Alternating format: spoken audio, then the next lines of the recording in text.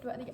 Mensana corpore sano. Di dalam tubuh yang sehat terdapat jiwa yang kuat. Assalamualaikum warahmatullahi wabarakatuh. Shalom, Om Swastiastu, Namo Buddhaya, salam kebajikan.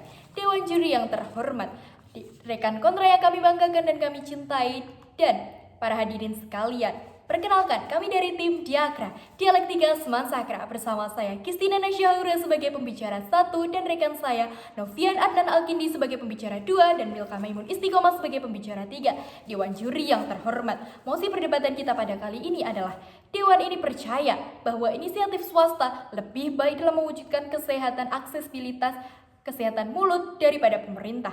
Dewan juri yang terhormat, argumentasi kita kali ini berpihak pada 3 pilar utama. Pilar pertama akan saya sampaikan bagaimana fundamental dan pengertian-pengertian dari inisiatif swasta itu sendiri. Kemudian rekan saya pembicara kedua akan mengupas tuntas seluruh fakta dan data yang ada. Kemudian rekan kami pembicara ketiga akan mengelaborasikan seluruh fundamental dan fakta dan data. Dewan juri yang terhormat, agar kita sejalan dengan pengertian pada mosi pada kali ini, izinkan saya menjelaskan apa itu definisi dari inisiatif itu sendiri. Inisiatif adalah kesadaran untuk memulai tindakan atau suatu hal.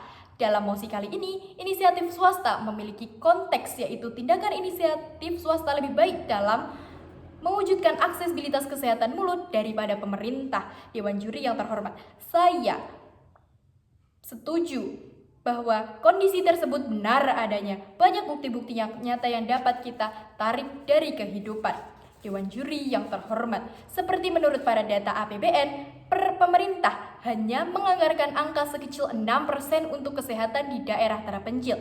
Jika itu adalah angka yang besar, bagaimana kenyataan yang kita lihat dari kehidupan nyata? Banyak rumah sakit di kawasan tertinggal yang kurang memadai atau dalam kondisi buruk, sebagaimana yang dikatakan Wakil Menteri Kesehatan Dante Sakrono Harbuono bahwa rasio dokter di kawasan tertinggal masih jauh dari data yang disarankan oleh World Health Organization. Kita bisa melihat kurangnya peran pemerintah dalam hal tersebut. Jika pemerintah tidak dapat mengatakan hal tersebut, maka efek dominonya adalah beban penyakit meningkat secara masif karena kurangnya tindakan preventif yang seharusnya dapat dilakukan pemerintah. Namun, pemerintah tidak dapat melakukan hal tersebut. Contoh nyatanya, di pelosok NTT atau Papua, rasio dokter gigi adalah 1:20.000 jiwa. Angka tersebut sangat kecil. Oleh karena itu, Dewan Juri yang terhormat, inisiatif swasta dalam mewujudkan aksesibilitas kesehatan mulut dapat dipastikan bahwa memiliki wajah kemanusiaan dan menyentuh mereka yang selama ini dilupakan. Maka, jelaslah bahwa kami di sisi pro sangat mendukung mosi ini, Dewan Juri yang terhormat. Untuk memperkuat bangunan argumen tim kami, pembicara 2 akan mengupas tuntas dari sudut pandang yang lebih dalam. Dan kami yakin bahwa proposal kami adalah satu-satunya solusi yang logis, Dewan Juri yang terhormat. Bila ada sumur di ladang, bolehlah kami menumpang mandi. Akhirnya perdebatan telah datang, menang kalah urusan nanti.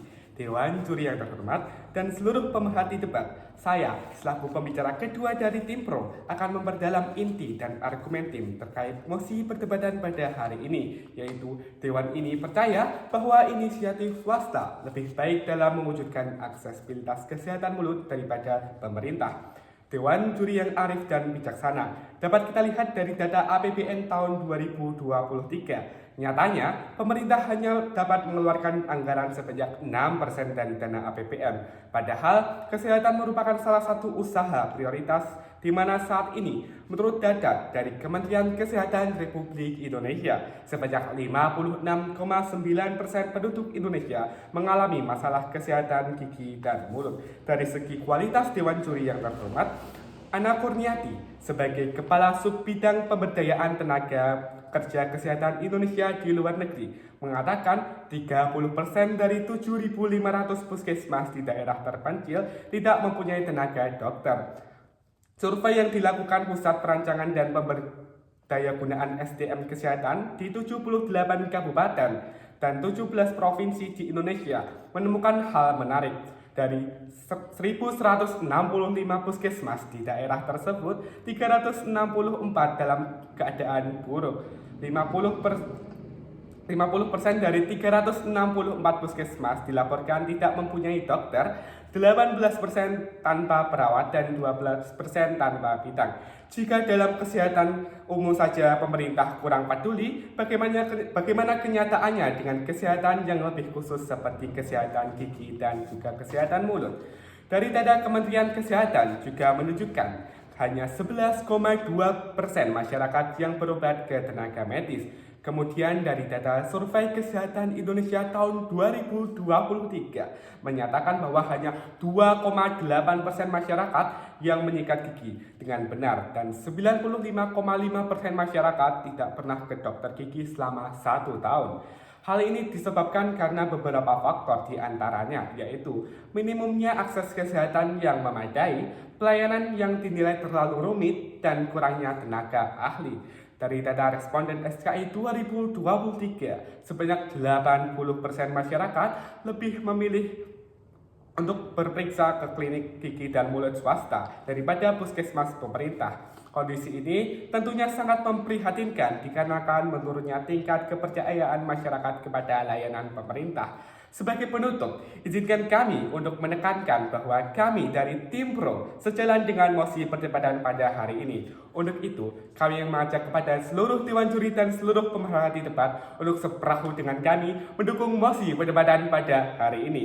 Kemudian dari segi fundamental yang disampaikan pembicara 1 dan argumen yang saya tinjau, kedua ini akan dielaborasikan oleh rekan kami selaku pembicara ketiga. Prinsip etika medis untuk memastikan bahwasannya perawatan tidak merugikan pasien. Hal ini sejalan dengan mosi kita hari ini, yakni Dewan ini percaya bahwa inisiatif swasta lebih baik dalam mewujudkan aksesibilitas kesehatan mulut daripada pemerintah. Dewan juri yang terhormat, izinkan saya selaku pembicara 3 menyampaikan elaborasi terkait fundamental dan argumen yang telah disampaikan oleh rekan kami selaku pembicara 1 dan pembicara 2 secara komparatif dan komprehensif. Dewan juri yang terhormat, inisiatif swasta memiliki dampak signifikan dari segi sosiologis, yakni terdapat 3 poin.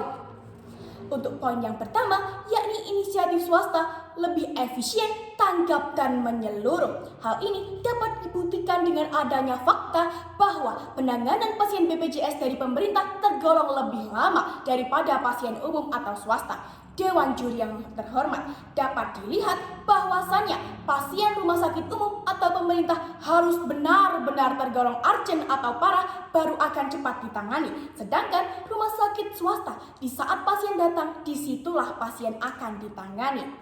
Untuk yang selanjutnya, yakni dengan adanya pengeluaran dana oleh pasien akan merasa sebanding dengan apa yang ia dapatkan. Dewan juri yang terhormat, seperti yang dapat dilihat di masyarakat, rumah sakit swasta akan lebih memberikan penanganan yang maksimal dan menyeluruh untuk mewujudkan aksesibilitas kesehatan mulut.